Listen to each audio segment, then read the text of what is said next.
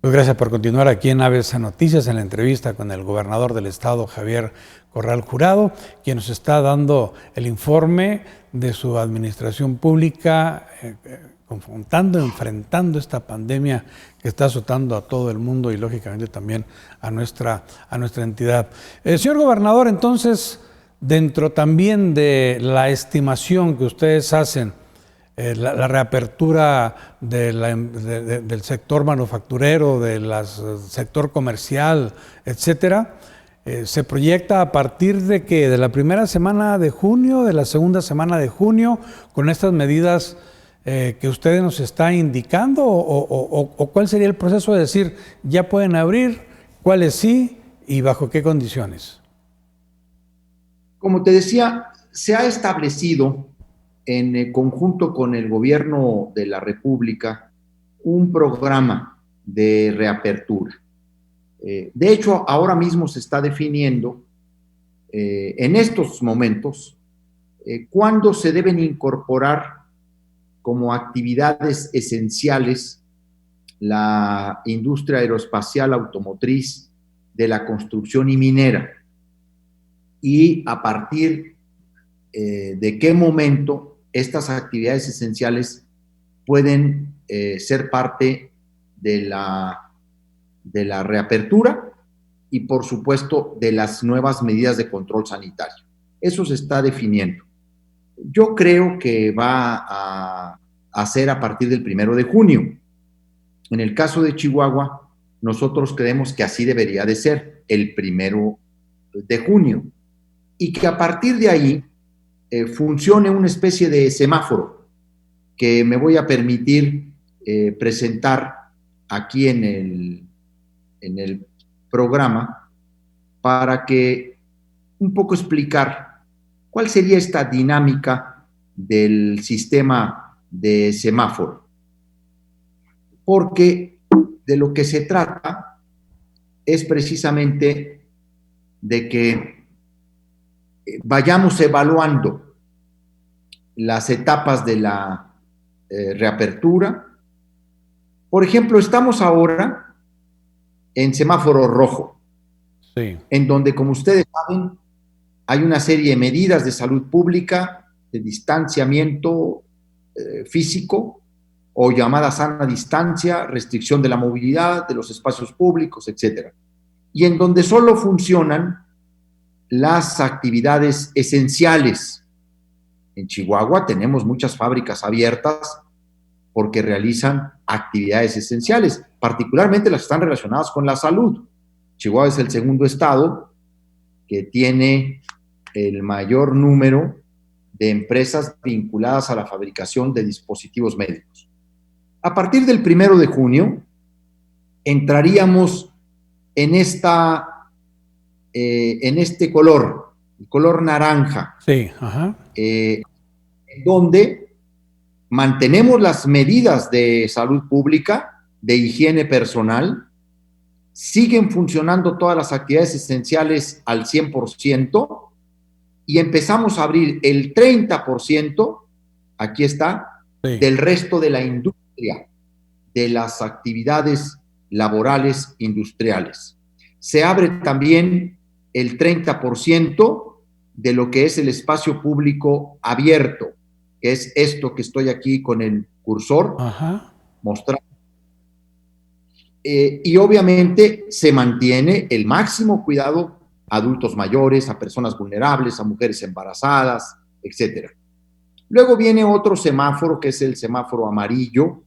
Se mantienen también las mismas medidas de salud pública, tanto de distanciamiento y sana distancia como de higiene personal. Funcionan todas las actividades esenciales y se abre en este semáforo amarillo toda la actividad industrial, el 100%. Y ahí también se abre el 70% del espacio público abierto y se abre el 30% del espacio público cerrado. Cines, restaurantes, gimnasios, etcétera. ¿Qué fecha sería aproximadamente eso, gobernador? Ya el semáforo amarillo, estaríamos hablando aproximadamente en qué fecha. No, eso lo vamos a ir determinando. Pero no hay una Al menos proyección. en el... Lo vamos a ir determinando en función de distintas consideraciones. Por Pero, supuesto, curva, el descenso de la curva. Vamos a ir determinando la ocupación hospitalaria, el número de funciones, el número de camas de cuidado intensivo ocupadas. Tenemos que hacer una evaluación. Aquí no va a haber con que de esta fecha a esta fecha entre este semáforo y de pero, esta fecha a la otra, no. pero sí debe de Una haber va... una estimación, gobernador, porque no podemos hablar de 8 meses. Es Ah, decir, no, bueno. debe haber una estimación aproximada que la misma situación endémica pues va a ir acortando o alargando el plazo, pero debe de haber un periodo donde diga el semáforo amarillo quizás sea en 3 semanas, puede ser un mes o puede ser 2 semanas, si es que la tendencia que nosotros estamos proyectando se sostiene. Porque la gente tiene que tener una idea, tiene que irse preparando, no nada más desde el punto de vista de la salud. Hay comercios que están cerrados, que necesitan abrir, necesitan la negociación, la economía, y que dicen, a lo mejor ya no aguanto una quincena más o no aguanto un mes más, y usted nos puede indicar un aproximado de cuándo se pudieran abrir con todas las condiciones que se pudieran dar de adelantarse o atrasarse. Ahorita no lo voy a poder decir porque estamos actualizando la proyección del modelo AMA que ha realizado el CONACYT con el Instituto de Matemáticas de la Universidad Nacional Autónoma de México. Y no me voy a andar arriesgando a dar una fecha, claro, porque lo que estamos haciendo ahorita es tener una reunión. Mañana, de hecho, vamos a tener una reunión en nuestro equipo de salud y de la Secretaría de Economía del Estado con el equipo de CONACYT y los que participaron en este modelaje sí. Que se conoce como AMA. Es un modelo matemático con proyección estadística que tiene como base la información del sistema de vigilancia de enfermedades respiratorias, la plataforma CISVER. Yo he tenido una conversación esta tarde muy productiva, debo decirlo, con la doctora Álvarez Luya, que es la directora de CONACYT. Nos hemos intercambiado información sobre nuestra proyección. Yo espero que el día de mañana Sí.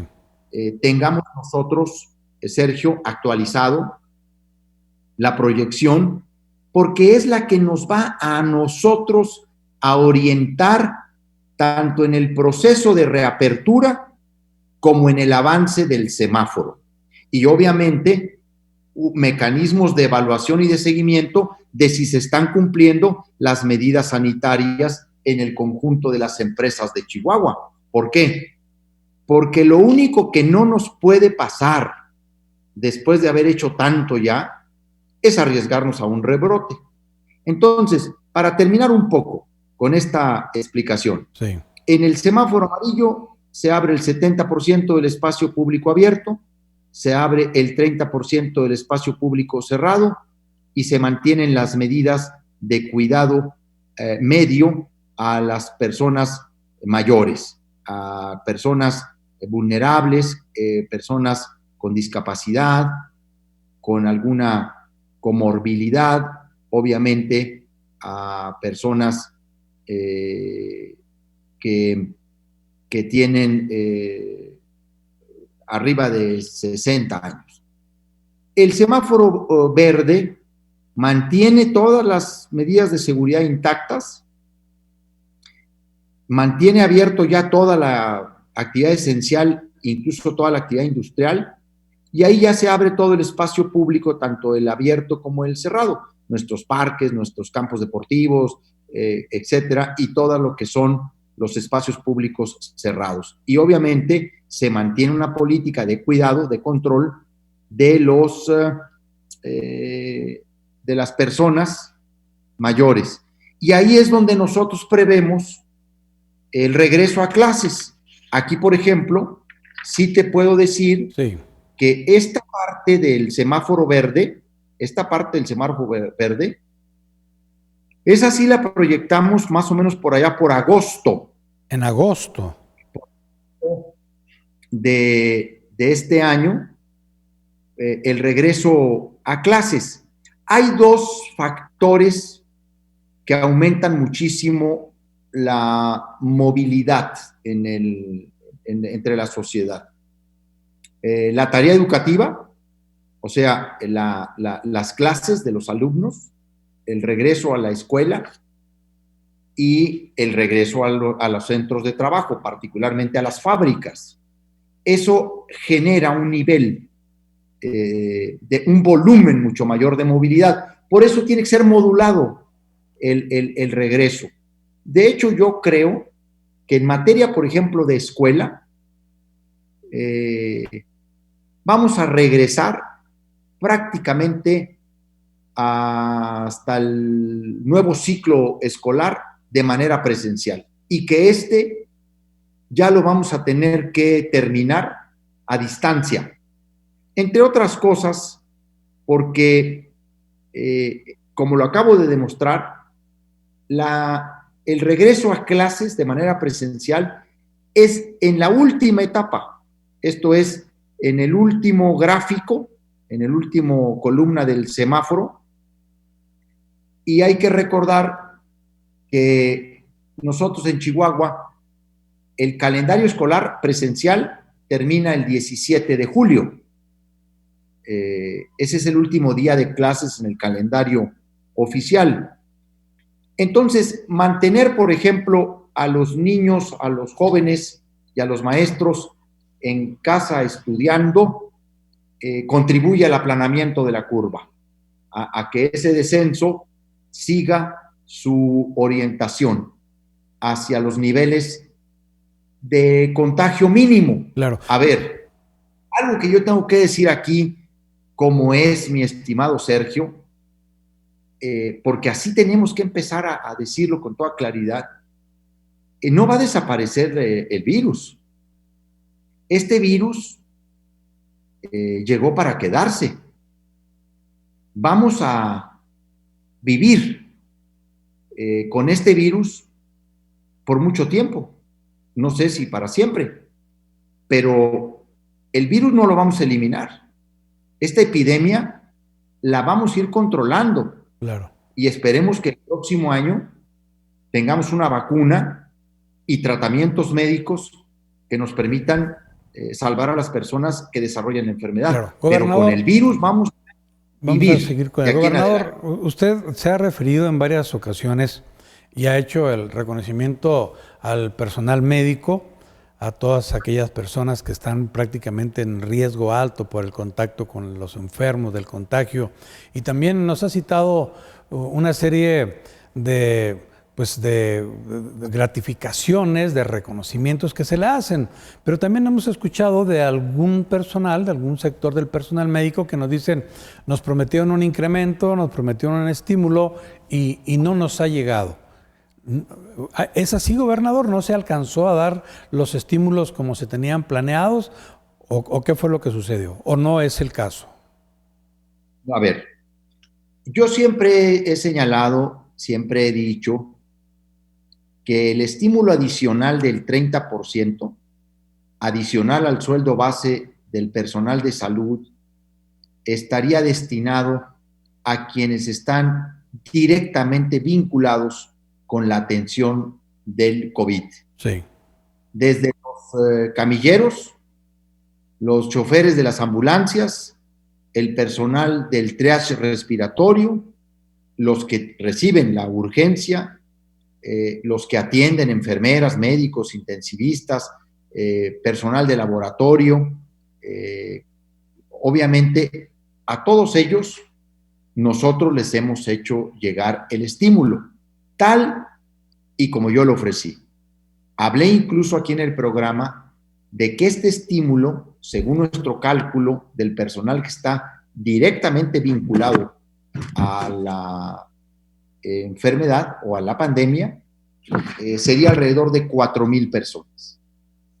Nunca dije, porque no tenemos ni el recurso, ni era ese el espíritu, que le íbamos a dar a todo el personal de salud, así estuviera en una unidad médica no COVID.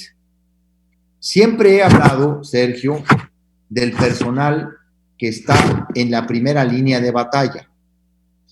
Por eso creamos un estímulo adicional para, como su espíritu lo indica, reconocer, estimular el trabajo en una zona de mayor riesgo que la que enfrentan otro personal de salud.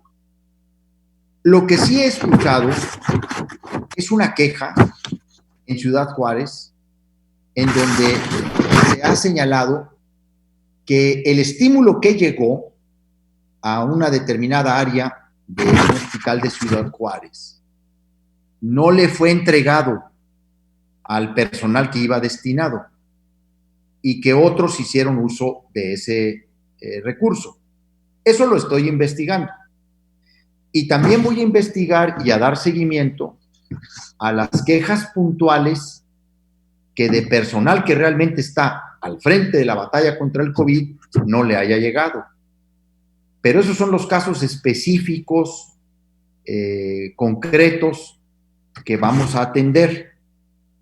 No es cierto, como algunos están diciendo, que habíamos ofrecido un apoyo a todo el personal del sistema de salud. Hemos hecho varios esfuerzos para mejorar prestaciones, para otorgar aumentos salariales. Hemos hecho un esfuerzo extraordinario este año para terminar la homologación de plazas en el Ixizal, para homologar el sueldo base de todo el personal de servicios de salud por contrato, para homologarlos al sueldo base del personal que tiene permanencia o está basificado. Hemos hecho distintos programas para distintos sectores o grupos de personal del sector de salud.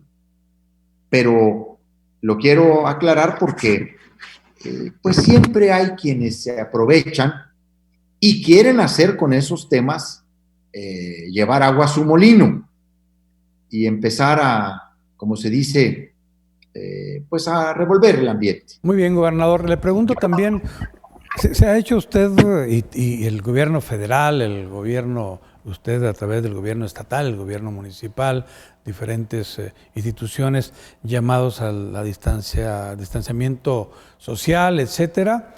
Pero ¿usted qué piensa cuando observa los testimoniales fotográficos de gente haciendo filas, grandes filas, por ejemplo, para comprar cerveza en tiendas, en supermercados, y que están ahí sin la debida precaución y que pueden ser, lógicamente, el riesgo del contagio? Y a la vez aprovecho para decirle, gobernador, usted este fin de semana dio la información de que estaba libre de un contagio al estar cercano al presidente municipal de Ciudad Juárez, que ha declarado oficialmente que sí tiene coronavirus.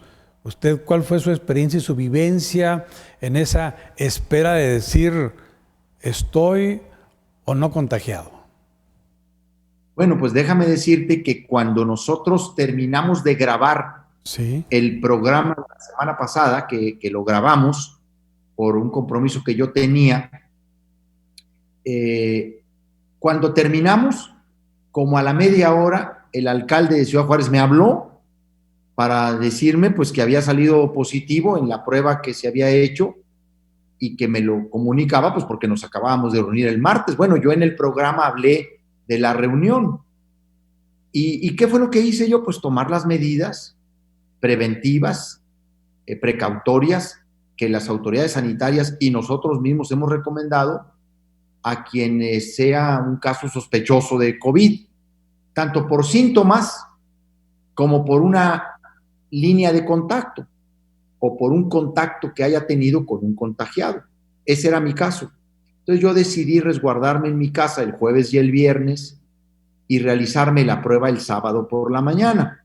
Mucha gente me preguntó, bueno, ¿y por qué no se hizo la prueba de volada o de inmediato? Yo aclaré que en casos como este hay que esperar a que se dé un mayor tiempo porque el virus no se incuba de inmediato, no se desarrolla de inmediato, no hay una carga viral suficiente para la detección que realiza, o la muestra, perdón, que se tiene que analizar en el laboratorio. Yo me esperé cerca de 80 y tantas horas y afortunadamente salí negativo, tanto mi caso como el de Cintia Aide. Luego se hizo pruebas también el grupo más cercano a mí, el personal que es más cercano a mí, obviamente pues mi secretario privado, que es Paco Muñoz, el capitán Escamilla, que es el jefe de mi seguridad personal. De hecho, es quien me maneja, ¿verdad? Porque nosotros hemos cumplido la regla de no más de 2 personas en el vehículo. Y ponemos el ejemplo con nosotros mismos. Entonces también lo hizo otro compañero de la seguridad personal del gobernador que nos manejó en Ciudad Juárez, el personal de los pilotos del avión, y afortunadamente todos salimos negativos. Entre otras cosas, porque hemos mantenido las reglas de sana distancia y porque cuando yo salgo de la oficina y tengo interacción con otras personas o tengo una reunión de más de 2 personas o 3 personas en donde ya veo que la distancia se va a estrechar, me pongo el cubrebocas. Cuando sé que la distancia es de 2 o 3 metros, puedo estar sin el cubrebocas.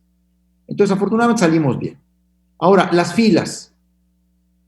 Pues sí, efectivamente, eso nos confirma toda la orientación, toda la labor que tenemos que hacer de seguir insistiendo que la gente debe guardar la sana distancia. En España acaban de relajar el confinamiento y hay medidas en donde ya se abrieron algunas ciudades de España, no Madrid ni Barcelona, pero hay una serie de ciudades ya en España donde se relajó las medidas de restricción de movilidad. Se abrieron espacios públicos, algunos espacios cerrados, restaurantes, etc. Bueno, ahorita a 48 horas de que relajaron las medidas en España, ya andan queriéndolas volver a regresar como estaban, porque se dieron cuenta de que luego inmediatamente la gente sale y no guarda distancia y empieza la preocupación del rebrote. ¿Y cuál es la discusión ahorita en España?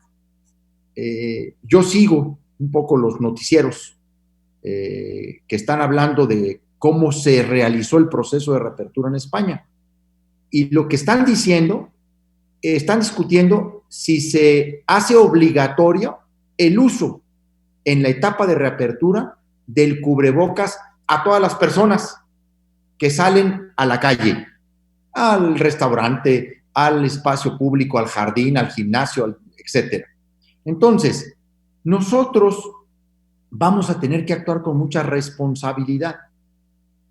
Les quiero decir que vamos a tener que aprender a vivir con el virus por mucho tiempo y que eso nos obliga a los chihuahuenses a actuar con mucha responsabilidad, a actuar con mucha conciencia y a guardar la sana distancia y a tener que tomar la distancia incluso en los parques.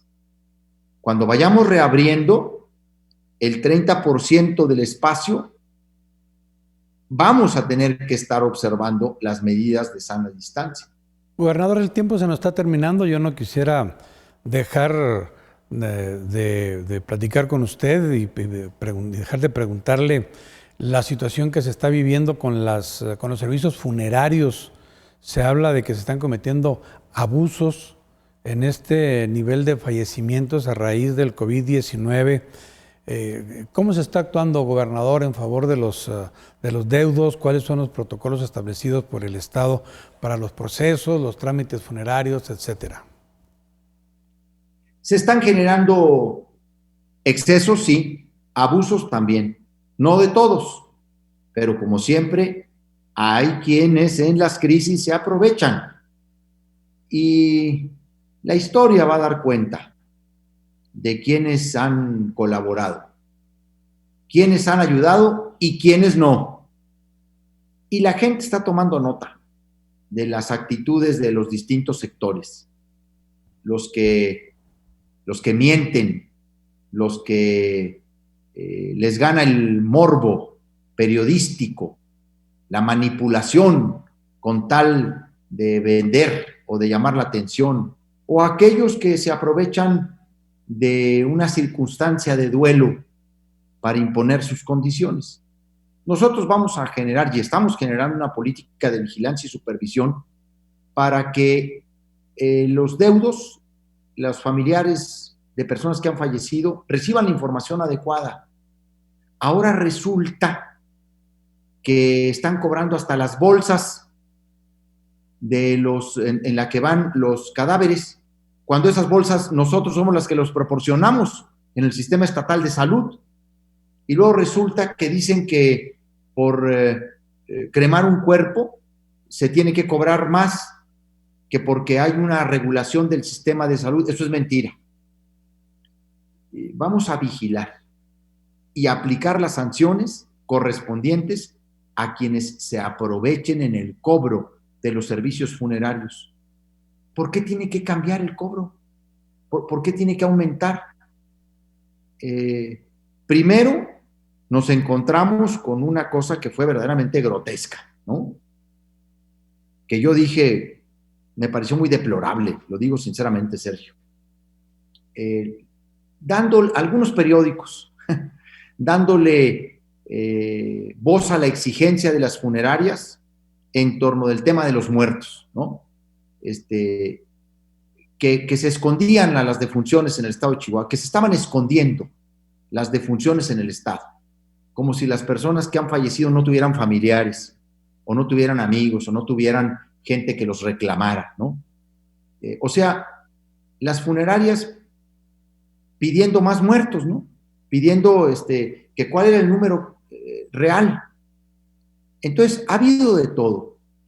Insisto, no todo, no podemos generalizar, nunca se puede generalizar, y menos por unos cuantos. Pero sí vamos a aplicar sanciones. Y los que estén cometiendo abusos los vamos a decir y vamos a buscar los procedimientos correspondientes para aplicar sanción. Y estamos difundiendo lo que sí se puede hacer en el caso de una persona que ha fallecido por COVID y lo que no se puede hacer. Lo que se ha restringido es fundamentalmente la presencia de deudos de familiares. No puede haber en un funeral determinado número de personas. Se limita, lamentablemente, este es uno de los dramas de este tipo de fallecimientos, de defunciones, se limita a un determinado número de personas. Bueno, eso debiera ser hasta para bajar un poco los precios, toda vez que no se tienen que requerir los espacios de velatorio o las largas jornadas de velación, porque tampoco pueden durar mucho tiempo en ser inhumados. Así que vamos a poner toda nuestra atención y vamos a transparentar, o más bien, vamos a publicitar a quienes estén cometiendo abusos en una época como esta en torno de precios. de los servicios funerarios. Gobernador, como siempre, nuestro profundo agradecimiento, nuestro reconocimiento por la labor que se está realizando, que usted personalmente encabeza este esfuerzo del gobierno, de su administración, para que los resultados sean los más benéficos para los chihuahuenses. Y bueno, pues este está en la trinchera, afortunadamente no ya contagiado, pero también reiteramos, gobernador, cuídese, lo necesitamos muy sano, Gracias. muy íntegro, para que siga protegiendo los intereses y el bienestar de los chihuahuenses. Yo le agradezco que nos conceda este tiempo para la entrevista y la próxima semana, si usted nos lo permite, continuaremos platicando. Mientras tanto, aquí en el Canal 28, lunes, miércoles, viernes, lo escuchamos a las 7 de la mañana con su informe que da a la ciudadanía sobre la evolución de todo lo que hacen con el fondo, con los apoyos, etcétera, gobernador. No, yo soy el agradecido por el espacio, por el intercambio, por la oportunidad. Realmente para mí es una oportunidad poder explicar lo que estamos haciendo. La gente debe saber que estamos en esto en cuerpo y alma todos los días, desde muy temprano. El gobernador del estado está al pendiente de los detalles de la estrategia contra el COVID. Y bueno, estoy aquí al 100, como lo dije, ¿verdad? Al 100 de mi capacidad. Una de las cosas que más me preocupaba, lo debo decir, Sergio, del posible contagio, pues es que me fuera a disminuir el ritmo de trabajo, porque bueno, pues obviamente uno tiene que resguardarse, uno tiene que generar ciertas medidas de protección, no solamente a uno, sino hacia los demás. Y le tenía mucho miedo a eso, pero doy gracias a Dios que me ha permitido mantenerme al 100 en mi capacidad de trabajo para seguir atendiendo esta crisis de la que no tenga nadie duda. Vamos a salir y creo que vamos a salir mucho mejor librados que pues otras regiones del país y por supuesto del mundo. Obviamente no le deseamos a nadie que le vaya mal, pero sin duda Chihuahua va a salir mucho mejor librado de lo que efectivamente habíamos visto, y estamos ayudándole a la gente económicamente, sobre todo a la que más necesita el apoyo, con el plan emergente, y vamos a seguirlo haciendo hasta que pase la contingencia. Muchas gracias, Sergio, y nos vemos la próxima. Buenas noches, muy amable. Continuamos aquí en ABC Noticias con Nelson Mora y la información del día. Una pausa.